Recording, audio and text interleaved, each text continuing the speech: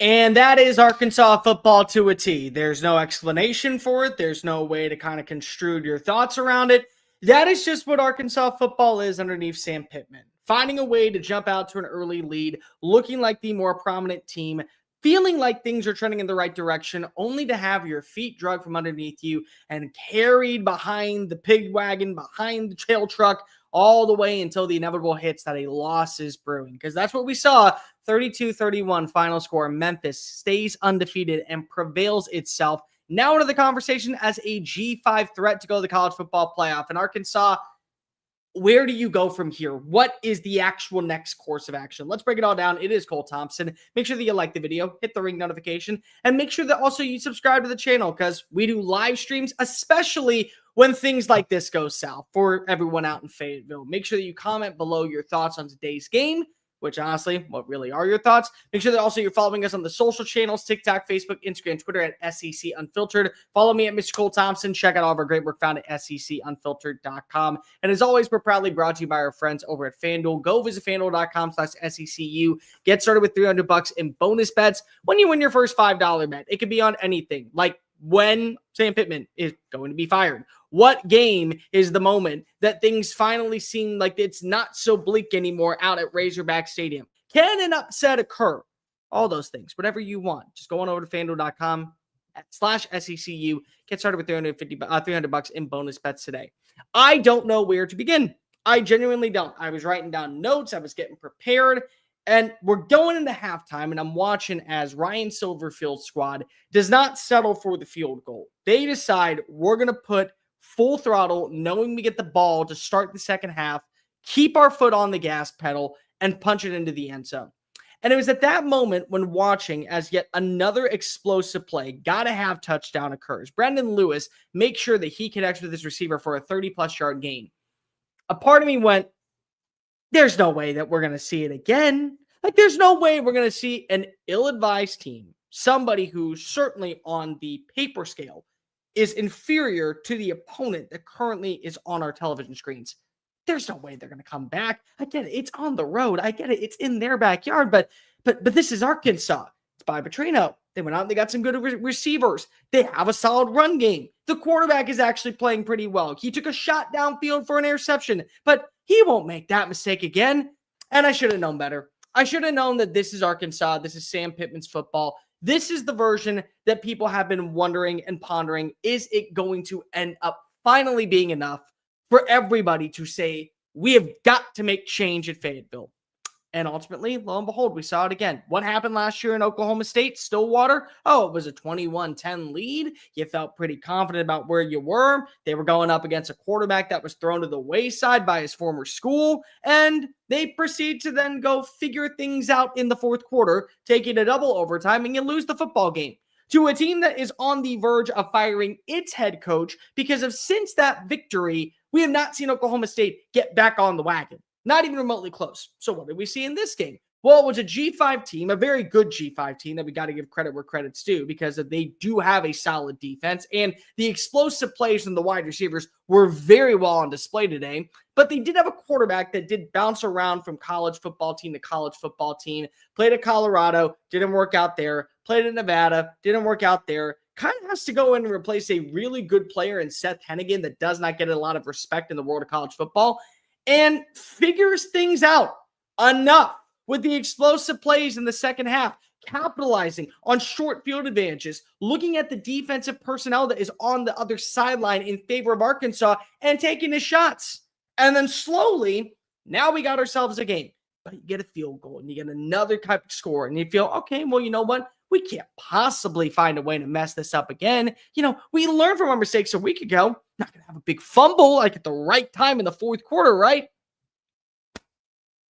And it just keeps happening to where you know that this is on the horizon. You understand it eventually is going to occur, and then you're just delaying the inevitable. It's like you as an Arkansas fan are sitting at home and you see 28-10 and you realize, yeah, that probably should be enough. And that's 28-17. You're like, they're a little bit too close for comfort. And then you make a field goal and now it's 31-17. Like, okay, well, maybe we got this thing back in the saddle. But nope. Instead, we're just going to go ahead and watch as slowly but surely Brendan Lewis is going to find his way at the top of the third quarter. I mean, in the beginning of the third quarter to get in on a 10-yard score. Then we're going to find a way to watch Savion Smith is able to run down the field for a 54-yard touchdown, and he's going to take the lead. We're going to watch as he finds Carlos Brandon to go ahead and get a 38-yard score at the right time, and slowly but surely, this is the inevitable that we have. It's Arkansas football, right to a T. Play really well against quality competition a week ago on the road in Oxford. Don't win that football game. Find yourself constantly shooting yourself in the foot. And then once again, inferior competition in your standards shows on up and you decide to let yourself down. For as much as we can give a lot of credit to our Memphis football, who now very well should be in the conversation to go on a run toward the college football playoff, how many times have we got to continuously say, Arkansas didn't just lose the game on paper. They just lost the game for themselves. It didn't matter if they were playing against Saginaw State this weekend. They could have been playing against Trinity Tech for that matter. The performance that was on the field this afternoon, that was losing football to our standards. Not to anybody else, but simply our standards. You were terrible on third down execution, which I could not believe after hearing that you were 79% going into this game. You allowed 9 explosive plays, including the ultimate game winner with the 58-yard scoot and scamper. You were unable to build any rapport when it came to the overall passing attack in the second half. You constantly found yourself missing receivers open. Not passing attack, rushing attack. You saw multiple receivers miss wide open shots. And then also, Taylor Green. I was just out here hyping you up. Everyone's been talking about you, kind of sleeping under the radar, having a good game. And sure, we got to give credit where credit's due. You threw, my friend, for over 300 plus yards. In fact, you had a pretty good day when it came to 325 yards, 9.6 yards to play. You ran for another 53. You kept momentum moving in the right direction, but you also threw 2 interceptions. The first one, fine as dandy. It's early in the game, second quarter. You see an open receiver, maybe a little bit underthrown, but take your shot. Go for it. I would too. I get it. You want to put the nail in the coffin and not allow any momentum to go in favor of the Tigers. The second one on third down, when you're targeting Omega Blake and Kamario Thomas just is signaling right there, waiting in the flats. What are you looking at? What is that play? Because of surely somebody on the field has had to say, no. You almost threw an interception to the same receiver against the same defensive back just 2 plays before. Maybe it's not a good idea to target him again, and certainly not target the defensive back again. But you go ahead, hand it on off. Lo and behold, ball keeps rolling back in favor of the Tigers. But all that could have been forgiven. All that could have easily just gone to the wayside. You didn't cover the spread. You lose me money. You win Chris Phillips a little bit of brownie points. If you just find a way to go kick the field goal. It's called doing your job. Not making mental mistakes. Being able to capitalize when you get proper field position. And finally, what's the thing that we've been looking for the entire game? Oh, a rushing attack, a complementary piece alongside Taylor Green. Hello? What decided to wake on up? My bad. Mike Washington. What a game. There it is. That's what we've been waiting to see this entire drive. Oh, how about a pickup of 17? How about we go get a first down with a pickup of 7 to Omega Blake? 10-yard run. Another good play by Mike Washington. 9-yard run. We feel good. We're at the 2-minute warning. This is our moment. We got a kicker, number 1 kicker in the country. Just drained a 51-yarder. Going to make up for last week where he missed 2 down in Oxford and we lose by 6. We're still in the driver's seat. And then you have coming out of a 2-minute timeout, an illegal substitution with 12 men on the field to push you further back and now make it 1st and 15.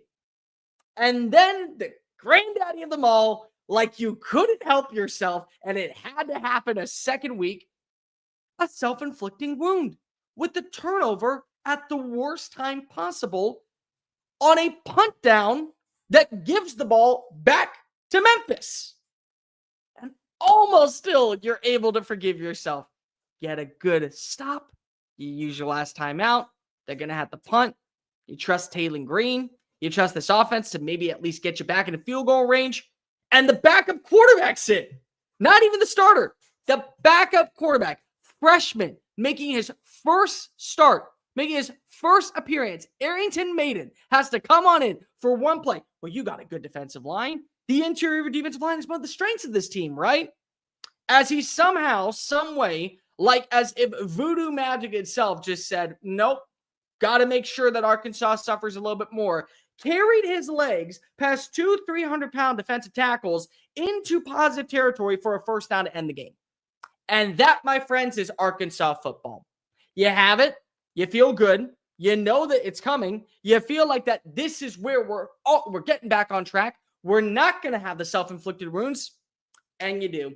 You lose the turnover battle. You have more penalties. You give up more explosive plays. You have two ill-advised interceptions, one of which I think is forgivable. The other one isn't. You allowed far too many stops. They were the better team on third down execution. They won the time of possession. They were able to get this defense gas at times. And ultimately, now you head back to Fayetteville sitting at 500 instead of a 3-1. Oh, and Notre Dame comes to town. Oh, and the worst part is your schedule doesn't get any easier. This was a game to where, yes, Memphis deserves a lot of credit, but your schedule doesn't get any easier. You get to face off against Notre Dame next week. They're looking to guarantee that they get back to 500.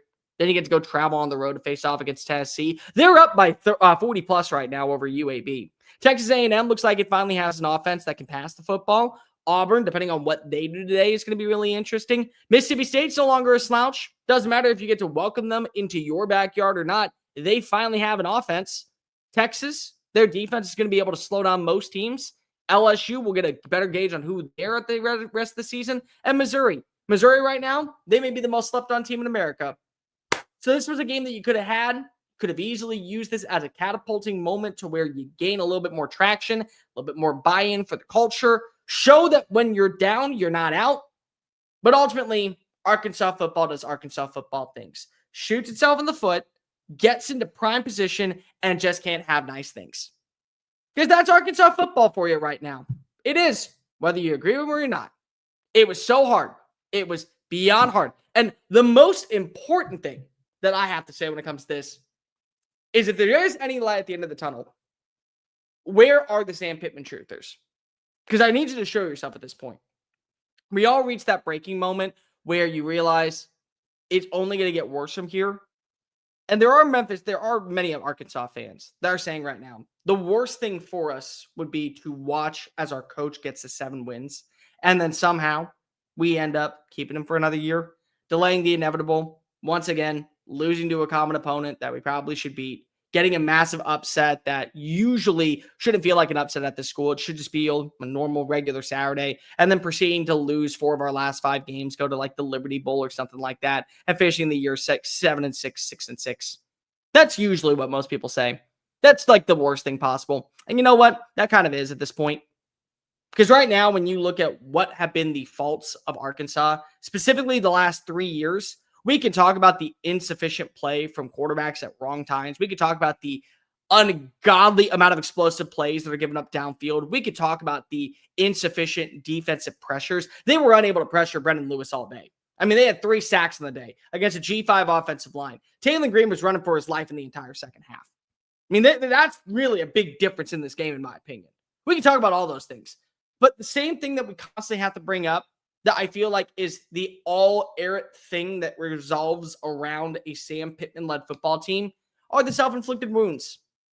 How many times do we have to go back and watch as Arkansas played like the better team?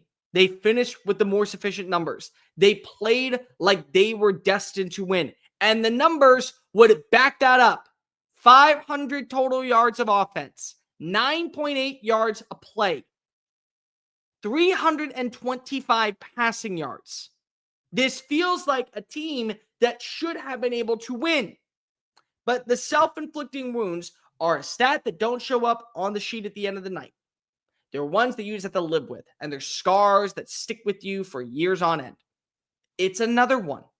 The imaginable, unfathomable amount of ill-advised moments where the players that took the field could not help themselves but make a critical mistake, gave momentum back to Memphis, a good Memphis squad that was able to catapult its way to a victory. And now they're sitting undefeated, and they have games against South Florida and Tulane in their backyard. So the bottom line is that they also now have a significant win and a signature moment over the likes of a Power 4 team from the SEC, and they're going to be able to use this as an advantage when they face off against USF and Tulane for a shot at winning the American title. And Ryan Silverfield's going to get Power 4 coaching jobs. This is where we are with Arkansas football, and it's frustrating. And it's frustrating if you're a fan, and it's frustrating because if you know the program should be better than this, you know that when you're making these deep shot plays downfield and Taylor Green is winning his one-on-ones, he should be capitalizing. But the ability to not put this thing in the bag in the third quarter and give one extra juice jolt to a team that has the spark allowed Memphis to work its way back in. And then Memphis looked like the better team in the fourth quarter. And then the self-inflicting wounds and the constant mistakes and the rattling of overall insufficient play led to a 2-2 start for Arkansas, which we feel like I'm saying every single year at this point. Let's go ahead and take questions and comments before we get on out of here, because let's just be real. A lot of things have got to change this way. I'm not even sure where you go. How did they lose? How did they lose? Because it's Arkansas football. That's how they lost. That literally is just how they lost. Don't get me started. Pittman should be fired and charged with a felony. Not should be charged with a felony, but let's be real. He should be absolutely fired at this point, and I'm not sure where. I feel for the Hawgs. You should. Absolutely you should. Transferring fan bases, I don't blame you at this point. Here's a good one. This is a harder watch for many reasons. 1, the offense was held to 3 points in the second half. 2, defense or lack of. 3, the amount of calls and no calls against us were outrageous. Offensive pass interference call missed, make up like at the end zone. 4 penalties. Yeah, we can talk about all the plays that were missed. We can also talk about the plays that were called against you. I mean, seriously. Talk about the holding call on Omega Blake. You have a run from Taylor Green that is for 30-plus yards downfield. You have an opportunity to get some positive points, traction. You see him moving in the right direction. And Omega Blake, caught up with the defensive back, gets his hands on a player for a little bit too long, and what ends up being one of the most explosive plays of the afternoon, now you're sitting at 3rd and 15. So the penalties that were also against you and the ones that weren't called deserve to be called against you because you weren't able to finish the job. And that's the frustrating part. You had a couple of big-time shots downfield. You were able to see a little bit more of that continuity and the growth at the wide receiver position. Rohan Jones had a good catch today for the big longest 62. Omega Blake, Jalen Brown, CJ Brown all showed up at different times. Each one had at least a catch for 15-plus yards. There were moments to where it felt like that this offense was clicking. And then you could factor in the run game. And then you had the false start call. And then you had the holding call against the offensive lineman. And then your center decides to get flagged with a late hit. And then you push yourself back even further with the offensive penalty swap. So constantly, one thing after another thing just decided to unravel until the foldingness of mediocrity that has been Arkansas football for the last really 3+ years has vision on your doorstep. And it ends with an L to a G5 team that now has all the momentum to go play for the college football playoff. That's it. I'm not sure when it's going to happen. I don't know if we're going to see a few more weeks where maybe this thing goes a little bit longer. But the inevitable is coming. I don't know if they're going to go about it in terms of, we'll give you a chance to walk away. You can go ahead and sign off on your own, or we can fire you. But this is Sam Pittman's last year. Because it's not about being the inferior team. It's not about the fact that Arkansas goes out and it brings in wrong players and they don't have a lot of funds when it comes to recruiting and they don't end up being able to be a prime destination in the transfer portal and they don't end up having a solid quarterback. It's none of those things. It's the culture and it's the insufficient, constant neglect of fixing what's within. That's why Arkansas is what it is. And when you get to this point, 1 year, it could be a bad class. The next year could be a tough schedule. By year 3, it's a culture problem. And this is what we're dealing with year in and year out in Fayetteville whenever we talk about Arkansas football. Constantly. A moment to where you think, yeah, they'll turn it around.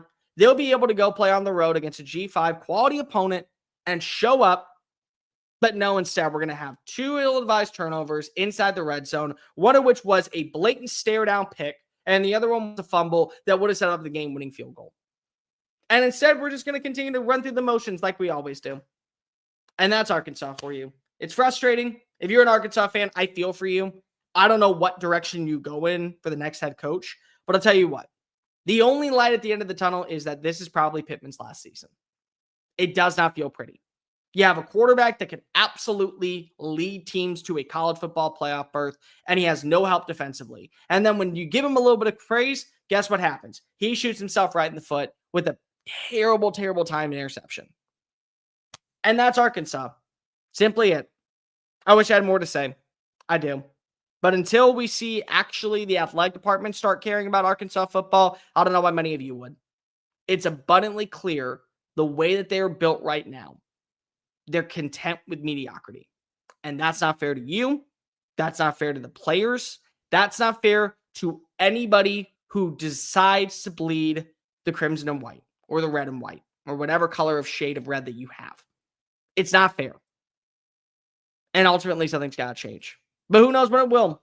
Maybe this is just the new era of what we will see for Arkansas football. We're going to end the stream. Like the video. Hit the ring notification. Arkansas falls short. 32-31 against Memphis. If you want to believe that things could be better, though, and let me just ask you, anything is possible, including a turnaround in Fayetteville. All you need is one win against a qualified opponent, and we've seen it happen before. You should go ahead and make that bet over at FANDUEL.com. If you're a new customer, you can sign it up today. Win your first $5 bet. You're going to get $300 in bonus bets simply by signing up and winning your first $5 bet. The app is simple. It's easy to use. You can create parlays, net gains, whatever tickles your fancy. You can go ahead and bet it. You can already look at next week's line for Arkansas versus Notre Dame in Fayetteville. And I'll tell you what, it's not that pretty. Even though you have a winless Notre Dame team, it's not that pretty. So you may want to bet it now before the line moves, maybe even more so in favor of the opposing team that comes on in to Date Razorback Stadium. Go use the app. Go use the website, FanDuel.com/SECU. College football is back in swing. So is the NFL season. The only question left is, are you ready to play at FanDuel.com/SECU? I'm Cole Thompson. We will be back after the Oklahoma-Auburn game. We will be back also after the South Carolina-Mizzou game. So make sure that you like the video, hit the ring notification, subscribe to the channel, and also check out all of our great work found at SECUnfiltered.com, where we will have instant reactions and thoughts on what the hell is going wrong right now out in Fayetteville, which is something that I constantly hear myself saying, but I have no idea why it never changes. I'm Cole Thompson, 32-31 final score out of the Liberty Bowl. Arkansas fans, at some point the bleeding will stop. I just don't have an expiration date. Bye.